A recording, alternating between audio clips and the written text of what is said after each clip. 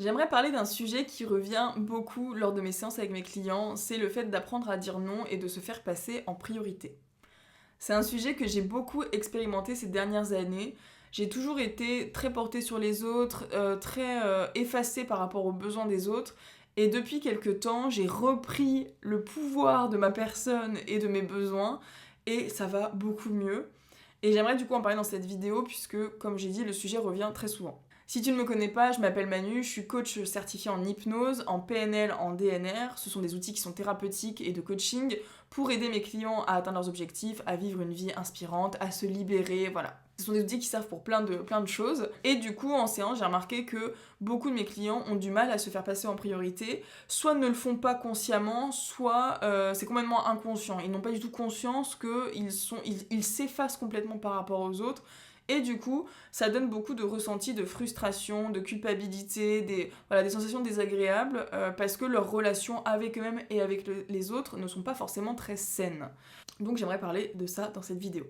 Alors déjà, j'ai identifié plusieurs croyances autour des relations.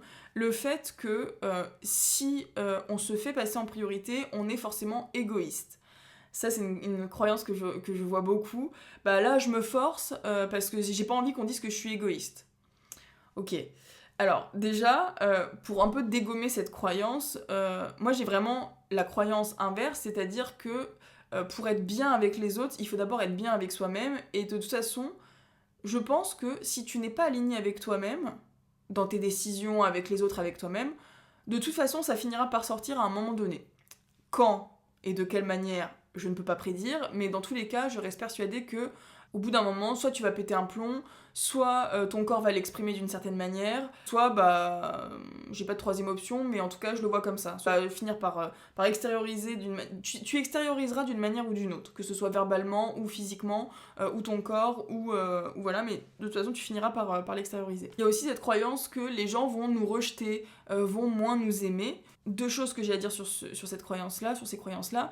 La première, c'est qu'on ne peut pas anticiper les réactions des autres. Et en fait, le fait de penser toujours à la réaction des autres, c'est quelque chose qui fatigue mentalement parce qu'en fait, tu te crées des scénarios en boucle sur quelque chose qui n'existe pas encore et que de toute façon, tu ne peux pas contrôler. Tu peux pas contrôler comment la personne en face va réagir.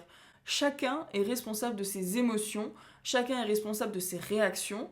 Toi, tu es responsable de ta frustration, de ta colère, de ton truc. Voilà. Prends soin de toi et de comment tu réagis, travaille dessus si tu en as besoin, mais d'anticiper les réactions de Pierre-Paul Jacques, entre guillemets, c'est pas ton problème. Alors ça ne veut pas dire qu'il faut vraiment en avoir rien à faire de ce que l'autre ressent ou pense, pas du tout, mais c'est à ce moment-là que vient la communication saine et sereine avec la personne. Mais avant ça, prends soin de toi, tes propres besoins en priorité, et comme ça tu seras beaucoup plus aligné avec les autres et avec toi-même. Et deuxième chose, c'est que la peur d'être moins aimé, est-ce que en agissant comme ça, en te forçant pour les autres, tu t'aimes assez, toi? Et ça, c'est quelque chose qui est assez important parce que si tu ne t'aimes pas assez, si tu ne te respectes pas et tu ne respectes pas tes propres limites, comment tu veux que les gens en face les respectent? Déjà, si toi tu les connais pas ou tu les statues pas, les autres en face ne peuvent pas. Ils vont pas poser des limites pour toi. Donc c'est vraiment à chacun de poser ses propres limites. Dans mon expérience personnelle, j'étais quelqu'un avant qui sortait beaucoup, qui était tout le temps en boîte, tout le temps au bar, tout le temps bourré, tout le temps avec mes amis, et j'étais tout le temps là pour les autres, tout le temps à me... En fait, inconsciemment, je me suis rendu compte après Enfin, là, en faisant le bilan, je m'en suis pas rendu compte à l'instant T, mais je me suis rendu compte qu'en fait, je me laissais complètement effacer par les autres, je pensais toujours aux besoins des autres en priorité.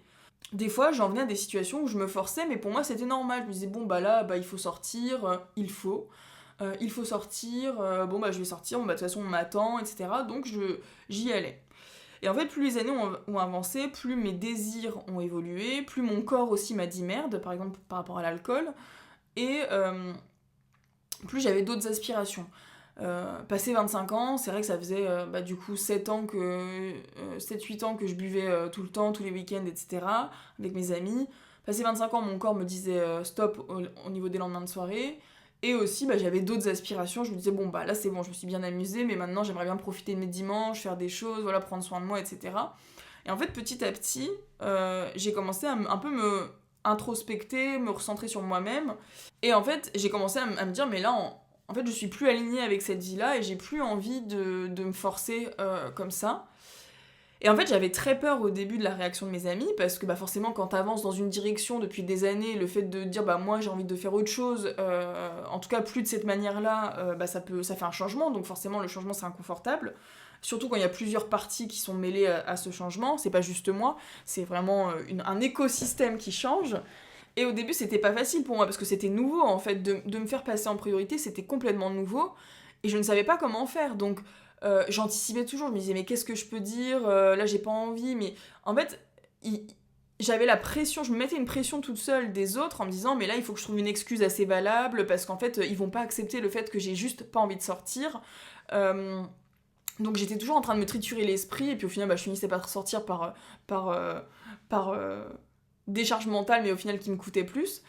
Et en fait, petit à petit, j'ai commencé à me dire, attends là, en vrai, j'ai pas envie de sortir, pourquoi je devrais me justifier de sortir ou non. Je donne l'exemple des sorties, parce que c'est un exemple, c'est mon exemple principal, mais ça marche pour tout. Et en fait, au début, ça a eu du mal à être accepté, parce que tu changes toutes les habitudes, et surtout, je devais toujours me justifier de pourquoi j'avais pas envie de sortir, pourquoi je voulais faire autre chose, etc. Et en fait, au bout d'un moment, ça m'a saoulée. Je me suis dit, mais est-ce que j'ai vraiment besoin de me justifier ? Genre, j'ai pas envie de sortir, point. En fait, pourquoi me justifier ? Puisque si je me justifie, limite, la personne va essayer de trouver des contre-arguments pour me convaincre. Mais j'ai pas envie d'être convaincue. J'ai juste envie de pas sortir. Donc, pourquoi me justifier ?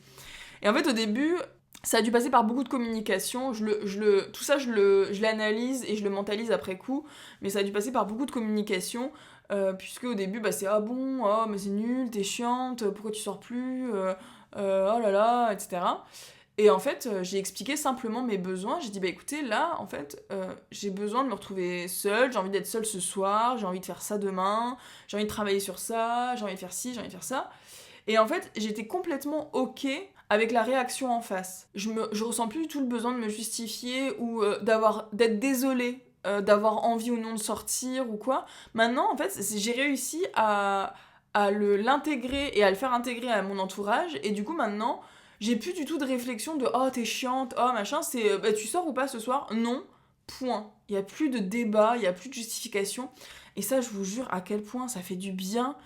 Et ça passe par de la communication. Je pense que faut vraiment exprimer et expliquer aussi aux gens parce que forcément ils sont pas dans votre tête, eux ils ont pas les mêmes ambitions, les mêmes désirs, etc. Et en fait d'expliquer juste là ce soir j'ai pas envie de sortir, voilà j'ai besoin d'être seule, etc. En fait ça fait toute la différence parce que du coup ça crée vraiment de l'honnêteté et de la sincérité et en fait si la personne elle est vraiment amie avec toi, elle respecte tes besoins à ce moment-là. Et il y a beaucoup de gens qui ont peur d'être rejetés ou de plus être amis avec ces personnes-là si elles refusent certaines choses. Mais la vraie question à se poser, c'est que, est-ce que du coup, si ces personnes te rejettent, ce sont des vrais amis ? Moi, mes amis, c'était pas des copains de soirée, c'était des amis dans ma vie de tous les jours. Donc, si je supprimais les soirées où on se bourrait la gueule, je sais qu'à côté, j'avais quand même les moments de qualité, la journée, les repas, les soirées, mais hors... Enfin, il y a quand même des soirées de temps en temps, évidemment. Mais en tout cas, c'était pas que des potes de soirée. Donc, la question à se poser, c'est est-ce que ce sont vraiment des amis ? Et est-ce que tu as vraiment envie d'être ami avec des gens qui ne respectent pas tes besoins et te forcent ou te font te sentir coupable de ne pas être là alors que toi, t'as juste envie d'être ailleurs et c'est ok, t'as le droit d'être ailleurs. Enfin, je trouve ça fou en fait qu'on doit se justifier en permanence de vouloir être seul ou de vouloir faire autre chose. C'est dingue, je trouve. Enfin, aujourd'hui, en tout cas, je suis contente d'être passée de ce côté-là où maintenant, il n'y a plus personne qui va me dire faut que tu sortes ou si tu sors pas, t'es comme ci ou t'es comme ça. En fait, je m'en fiche maintenant. Maintenant, je m'en fiche et ça fait vraiment du bien. Mais encore une fois, il faut qu'il y ait de la communication et je pense qu'il ne faut pas basculer dans l'autre extrême de je ne prends pas du tout en considération les besoins de l'autre.